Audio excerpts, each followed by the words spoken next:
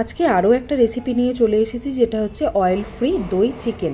আমি 200 গ্রাম টক দই নিয়ে নিয়েছি আর পেঁয়াজ দিয়ে দিয়েছি, ওর মধ্যে আদা বাটা আর রসুন বাটা দিয়ে দিয়েছি। তারপরেও আমি একটু অল্প দই অ্যাড করেছিলাম।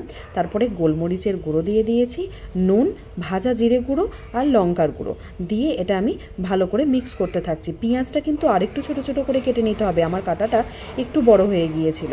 পেঁয়াজটা ছোটো করে কাটলে ওটা দইয়ের সাথে মিশে যেতে বেশি সুবিধা হবে, নইলে মুখে লাগবে। তারপরে আমি 800 গ্রাম চিকেন ওর সঙ্গে আবারও ভালো করে মাখিয়ে নিয়ে মিক্স করে নিয়ে ভালো করে 1 ঘন্টার মতন ম্যারিনেট করে রেখে দিয়েছিলাম। চাইলে আর একটুও বেশি রাখতে পারো।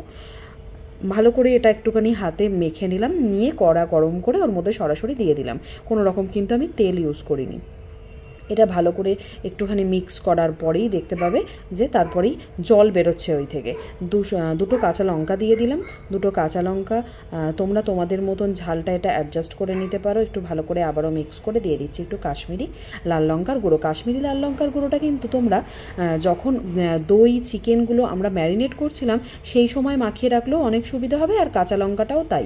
তখনও যদি আমরা মাখিয়ে একেবারে রেখে দিই পেস্ট করে কাঁচা লঙ্কাটা, তখনও মানে আদা রসুনের সাথে আমরা পেস্ট করে নিতে পারি, ওটা মাখলে আর একটু ভালো হবে। আর এই যে এটা তো বুঝতেই পারছো, এটা টেস্টের জন্য।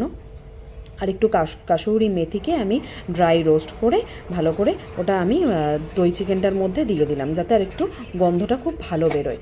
তো দেখো আমার অয়েল ফ্রি দই চিকেন কিন্তু রেডি।